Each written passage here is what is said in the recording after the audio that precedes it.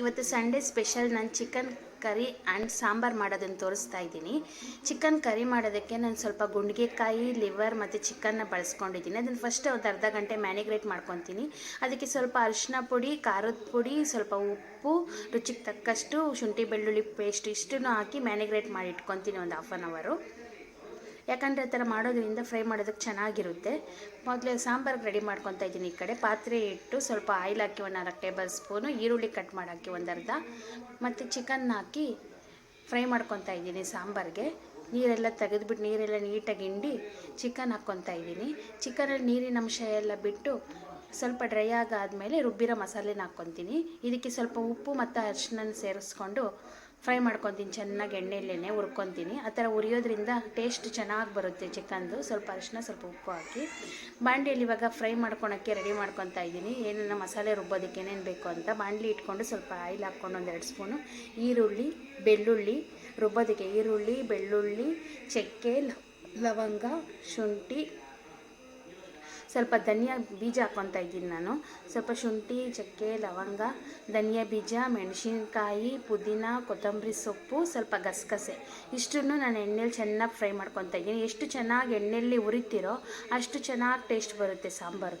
ಚೆನ್ನಾಗಿ ಎಣ್ಣೆಲಿ ಫ್ರೈ ಮಾಡಬೇಕು. ಹಸಿ ಸ್ಮೆಲ್ಲೆಲ್ಲ ಹೋಗೋವರೆಗೂ ಚೆನ್ನಾಗಿ ನಾವು ಮಸಾಲೆ ಎಷ್ಟು ಚೆನ್ನಾಗಿ ಹುರಿತೀವೋ ಅಷ್ಟು ಚೆನ್ನಾಗಿ ಟೇಸ್ಟ್ ಬರುತ್ತೆ. ಒಂದು ಅರ್ಧ ಟೊಮೆಟೊ, ಸ್ವಲ್ಪ ಗಸಗಸೆ ಎಲ್ಲ ಫಸ್ಟು ನಾನು ಕಾಯಿನ ರುಬ್ಕೊಬಿಡ್ತೀನಿ. ಯಾಕಂದರೆ ಕಾಯಿ ಬೇಗ ನುಣ್ಣಗಾಗೋದಿಲ್ಲ ಈ ಫ್ರೈಗಳ ಮಸಾಲೆ ಜೊತೆ ಹಾಕ್ಕೊಂಡಾಗ. ಅದಕ್ಕೆ ಸ್ವಲ್ಪ ರುಬ್ಕೊಂಡು ಒಂದು ಸರಿ ಆಮೇಲೆ ಹುರಿದಿರೋ ಮಸಾಲೆಗಳನ್ನ ಸೇರಿಸ್ಕೊಂಡು ಆಮೇಲೆ ಮಿಕ್ಸರ್ಗೆ ಹಾಕ್ಕೊತಾ ಇದ್ದೀನಿ. ಮಿಕ್ಸರ್ ಜಾರ್ಗೆ ಅರ್ಧ ಫಸ್ಟು ರುಬ್ಕೊಂಡ್ಬಿಟ್ರೆ ಕೊಬ್ಬರಿನ, ಕಾಯಿನ, ಆಮೇಲೆ ಬೇರೆ ಮಸಾಲೆಗಳ್ನ ಹುರಿದಿರೋ ಮಸಾಲೆಗಳ್ನ ಹಾಕ್ಕೊಂಡು ರುಬ್ಕೊಬೋದು. ಇವಾಗ ನೋಡಿ ಹುರಿದಿರೋಂಥ ಫ್ರೈ ಮಾಡಿರೋಂಥ ಮಸಾಲೆನ ಹಾಕ್ಕೊಂಡು ರುಬ್ಕೊಂಡೆ. ಇವಾಗ ಚಿಕನ್ನು ನೋಡಿ ಅರ್ಧ ಬೆಂದಿದೆ ಎಣ್ಣೆಯಲ್ಲೇ. ಸ್ವಲ್ಪ ಖಾರದ ಪುಡಿನೂ ಹಾಕಿ ಬೇಯಿಸ್ಕೊಂಡಿದ್ದೀನಿ ನಾನು. ಇವಾಗ ರುಬ್ಬಿರೋ ಮಸಾಲೆನೂ ಹಾಕ್ಕೊತೀನಿ. ಅದಕ್ಕೇ ಚೆನ್ನಾಗಿ ಎಣ್ಣೆ ತೇಲೋವರೆಗೂ ಮತ್ತು ಇವಾಗ ರುಬ್ಬಿರೋ ಮಸಾಲೆನ ಒಂದು 10 ನಿಮಿಷ ಚೆನ್ನಾಗಿ ಕುದಿಸ್ಕೊತೀನಿ. ನೋಡಿ ಎಣ್ಣೆ ತೇಲ್ತಾ ಇದೆ. ಇವಾಗ ಎಷ್ಟು ಬೇಕೋ ಅಷ್ಟು ನೀರು ಹಾಕ್ಕೊತೀನಿ. ಆ ಥರ ಮಾಡೋದ್ರಿಂದ ಚಿಕನ್ ಸಾಂಬಾರು ತುಂಬಾ ಟೇಸ್ಟಿಯಾಗಿರುತ್ತೆ, ಚೆನ್ನಾಗೂ ಇರುತ್ತೆ. ನೋಡಿ ಎಷ್ಟು ಚೆನ್ನಾಗಿದೆ ನೋಡಿ ಫ್ರೆಂಡ್ಸ್. ತಿನ್ನೋದಕ್ಕೂ ಚೆನ್ನಾಗಿರುತ್ತೆ, ನೋಡೋದಕ್ಕೂ ಚೆನ್ನಾಗಿರುತ್ತೆ. ಇವಾಗ ನಾನು ಗುಂಡಿಗೆ ಲಿವರ್ನ ಅರ್ಧ ಗಂಟೆ ಮ್ಯಾರಿನೇಟ್ ಮಾಡಿದ್ನಲ್ಲ ಅದನ್ನು ಫ್ರೈ ಕರಿ ಮಾಡೋಕ್ಕೆ ತೋರಿಸ್ತಾ ಇದ್ದೀನಿ. ಬಾಣಲಿ ಇಟ್ಕೊಂಡು 4 ಟೇಬಲ್ ಸ್ಪೂನ್ ಆಯಿಲ್ ಹಾಕ್ಕೊಂಡು ಅದಕ್ಕೆ ಫಸ್ಟ್ ಮೆಣಸಿನ್ಕಾಯಿ ಹಾಕ್ಕೊತಾ ಇದ್ದೀನಿ. ಮೆಣಸಿನ್ಕಾಯಿ ಚೆನ್ನಾಗಿ ಫಸ್ಟ್ ಫ್ರೈ ಮಾಡಿಕೊಂಡು ಆಮೇಲೆ ಈರುಳ್ಳಿ ಹಾಕ್ಕೊತೀನಿ. ಈರುಳ್ಳಿ ಹಾಕ್ಕೊಂಡು ಸ್ವಲ್ಪ ಫ್ರೈ ಆಗಿದ ತಕ್ಷಣ ಈ ಮ್ಯಾರಿನೇಟ್ ಮಾಡಿರೋ ಚಿಕನ್ ಇತ್ತಲ್ವ, ಗುಂಡಿಗೆ ಲಿವರ್ ಕಾಯಿ ಸ್ವಲ್ಪ ಪೀಸ್ಗಳು ಅದನ್ನು ಹಾಕಿ ಫ್ರೈ ಮಾಡ್ಕೊತೀನಿ. ಚೆನ್ನಾಗಿ ಅದು ಎಣ್ಣೆಲಿ ಚೆನ್ನಾಗಿ ಫ್ರೈ ಆಗಿದ ತಕ್ಷಣ ನೋಡಿ ಎಣ್ಣೆಲಿ ಚೆನ್ನಾಗಿ ಅದು ಒಂದು ಸರಿ ಫ್ರೈ ಆಗಬೇಕು. ಅರ್ಧ ಅದು ಎಣ್ಣೆಲಿ ಚೆನ್ನಾಗಿ ಬೇಯಬೇಕು. ಯಾವುದೇ ಚಿಕನ್ನೇ ಆಗಲಿ ಮಟನ್ನೇ ಆಗಲಿ ಚೆನ್ನಾಗಿ ಎಣ್ಣೆಲಿ ಫ್ರೈ ಮಾಡ್ಕೋಬೇಕು. ಎಣ್ಣೆಲಿ ಹುರಿದಷ್ಟು ಟೇಸ್ಟ್ ಚೆನ್ನಾಗಿರುತ್ತೆ.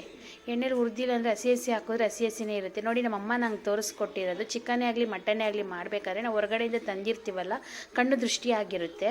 ದಾರಿಯಲ್ಲಿ ಏನೇನಾಗಿರುತ್ತೋ ಗೊತ್ತಿಲ್ಲ. ಅದಕ್ಕೆ ಚಾಕುನ ಬಿಸಿ ಮಾಡೋಕ್ಕಿಟ್ಟು 1-3 ಸರಿ ಈ ಥರ ದೃಷ್ಟಿ ತೆಗೆಯೋದ್ರಿಂದ ಬಂದಿರೋ ಕೆಟ್ಟ ದೃಷ್ಟಿ ಏನೇ ಆಗಿರಲಿ ಹೋಗುತ್ತೆ. ಮಕ್ಳಿಗೂ ನಾವು ತಿನ್ನಿಸ್ತೀವಲ್ಲ, ಅದಕ್ಕೆ ಈ ಥರ ಮಾಡಿ ತಿನ್ನಿಸಿದ್ರೆ ಏನೂ ಆಗೋದಿಲ್ಲ. ಅವ್ರಿಗೆ ಹೊಟ್ಟೆ ನೋವೇ ಬರೋದಿಲ್ಲ, ಏನೂ ಆಗೋದಿಲ್ಲ. ನಾನು ಮಾಡಿರೋ ನಿಮ್ಗೆ ವಿಡಿಯೋ ಇಷ್ಟ ಆಗಿದ್ದರೆ ಶೇರ್ ಮಾಡಿ, ಲೈಕ್ ಮಾಡಿ, ಸಬ್ಸ್ಕ್ರೈಬ್ ಮಾಡಿ ಫ್ರೆಂಡ್ಸ್. ಕೊತ್ತಂಬರಿ ಸೊಪ್ಪು, ಪುದೀನ ಸಣ್ಣ ಕಟ್ ಮಾಡಿ ಹಾಕ್ಕೊಂಡಿದ್ದೀನಿ ಅದ್ರ ಮೇಲೆ. ಮತ್ತು ರುಬ್ಬೋದಕ್ಕೆ ಮಸಾಲೆಗೆ ನೋಡಿ ಶುಂಠಿ, ಬೆಳ್ಳುಳ್ಳಿ, ಒಂದು ಸ್ವಲ್ಪ ಚಕ್ಕೆ, ಲವಂಗ ಪೌಡ್ರು, ಒಂದು ಅರ್ಧ ಪುದೀನ, ಸ್ವಲ್ಪ ಕೊತ್ತಂಬರಿ ಸೊಪ್ಪು ಇಷ್ಟನ್ನು ಹಾಕಿ ನುಣ್ಣಗೆ ರುಬ್ಕೊತೀನಿ. ಸ್ವಲ್ಪ ಕಾಯಿ ಎಲ್ಲ ಹಾಕಿ ರುಬ್ಬಿರೋ ಮಸಾಲೆನೂ ಹಾಕ್ತಾಯಿದ್ದೀನಿ ಅದಕ್ಕೆ. ಅದು ಅಷ್ಟೇ ಚೆನ್ನಾಗಿ ಎಣ್ಣೆ ಬಿಡೋವರೆಗೂ ಫ್ರೈ ಮಾಡ್ಕೊತೀನಿ. ಆಮೇಲೆ ತೇಜು ಚಿಕನ್ ಮಸಾಲ ಬಳಸ್ತಾ ಇದ್ದೀನಿ ನಾನು.